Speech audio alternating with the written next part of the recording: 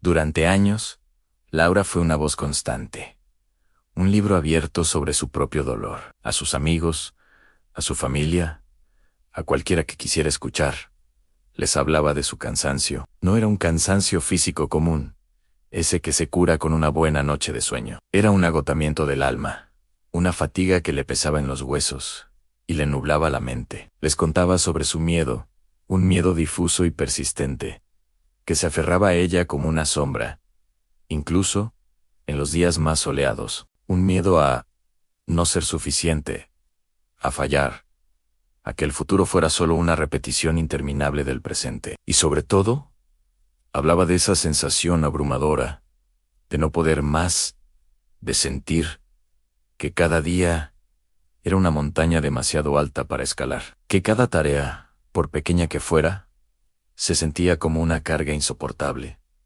Laura fue increíblemente clara. Usó palabras directas, metáforas, lágrimas. Intentó explicar la maraña de emociones que sentía por dentro. No buscaba soluciones mágicas, solo un poco de comprensión, un hombro en el que apoyarse, alguien que le dijera: te escucho, estoy aquí para ti. Pero cada vez que se abría, cada vez que mostraba su vulnerabilidad, se encontraba con un muro construido con buenas intenciones, pero un muro, al fin y al cabo. Tienes que ser más fuerte, le decían. Todo el mundo pasa por momentos difíciles, solo tienes que ponerle más ganas. Otros minimizaban su dolor con comparaciones. Piensa en gente que está peor que tú. No tienes motivos para quejarte. O le ofrecían soluciones rápidas y superficiales. Sal a caminar. Piensa en positivo.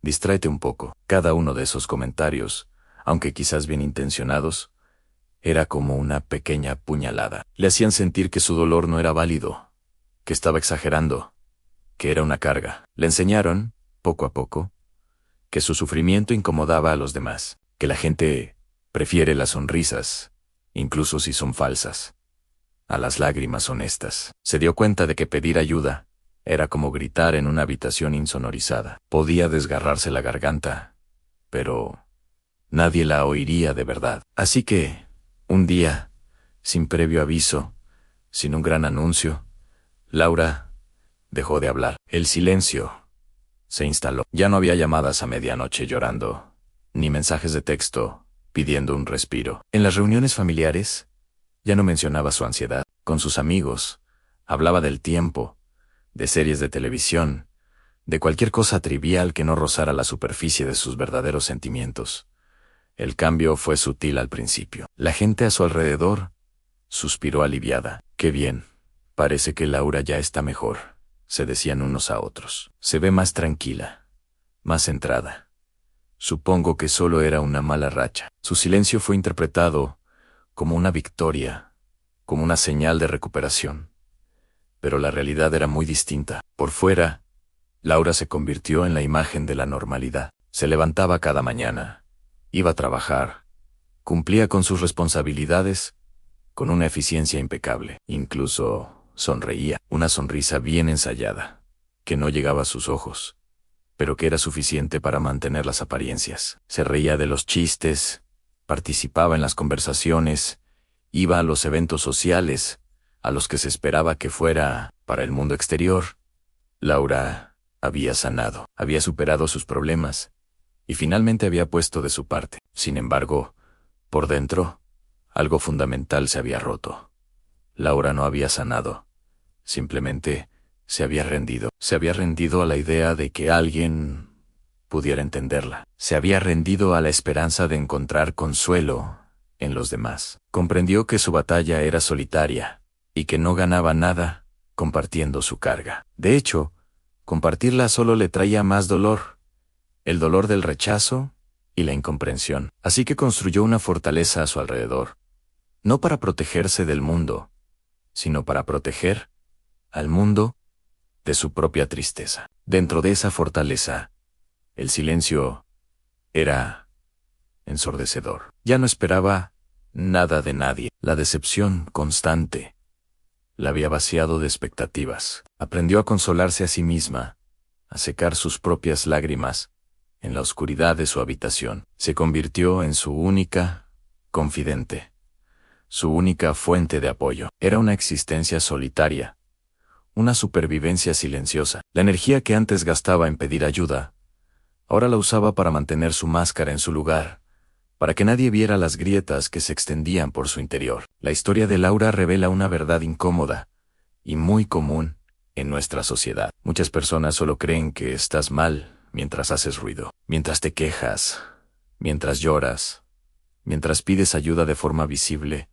Reconocen que hay un problema. Pueden sentirse incómodos, pueden no saber cómo reaccionar, pero al menos registran tu dolor. El problema es que, cuando el ruido cesa, cuando la persona deja de exteriorizar su malestar, la mayoría asume automáticamente que el problema ha desaparecido. Asumen que ha sanado. Esta es una suposición peligrosa y profundamente errónea. El silencio no siempre es sinónimo de paz. A menudo es el sonido de la rendición. Es la calma que precede a la tormenta interior más devastadora. Es la persona que ha llegado a la conclusión de que su voz no importa, de que su dolor es invisible. Es alguien que ha dejado de luchar hacia afuera y ha internalizado toda la batalla. Se han vuelto expertos en parecer, bien porque han aprendido que parecer mal no les sirve de nada. Pensemos en esto por un momento. ¿Cuántas veces hemos visto a alguien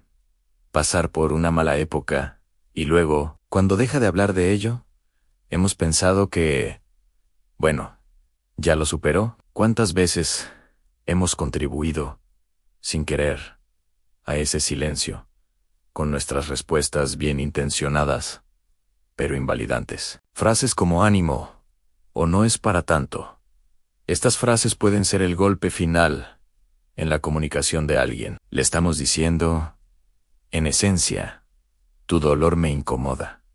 Por favor, escóndelo. Es crucial que aprendamos a escuchar el silencio, a prestar atención a los cambios sutiles, a la amiga que siempre era expresiva y de repente se vuelve reservada, al compañero de trabajo que solía compartir sus problemas y ahora solo da respuestas monosilábicas, al familiar que, tras meses de angustia visible, de repente parece perfectamente bien y sonríe todo el tiempo. Ese puede ser el momento en que más nos necesiten. No se trata de forzar a nadie a hablar, sino de crear un espacio seguro donde el silencio no sea la única opción. Se trata de cambiar nuestra propia actitud.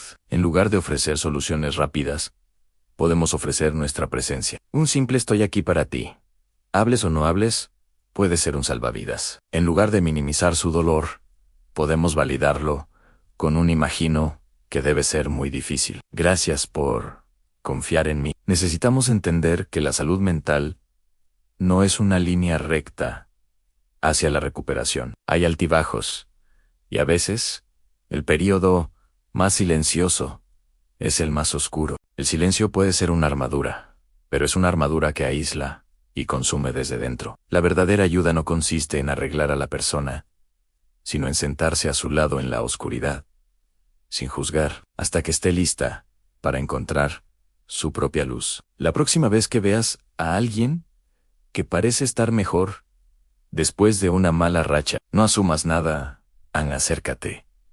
Pregúntale cómo está de verdad y escucha. Escucha no solo sus palabras, sino también su silencio. Porque a veces, el grito más desesperado de ayuda es el que no produce ningún sonido. La historia de Laura es una llamada de atención para todos nosotros, para ser más compasivos, más empáticos, y para entender que, a veces, cuando alguien deja de pedir ayuda, no es porque esté mejor, es porque ha perdido toda esperanza de ser escuchado.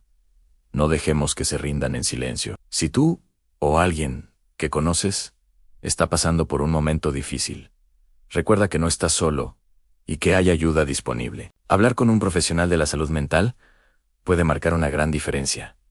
Busca recursos de apoyo en tu comunidad. Pedir ayuda es un acto de valentía, y siempre hay alguien dispuesto a escuchar.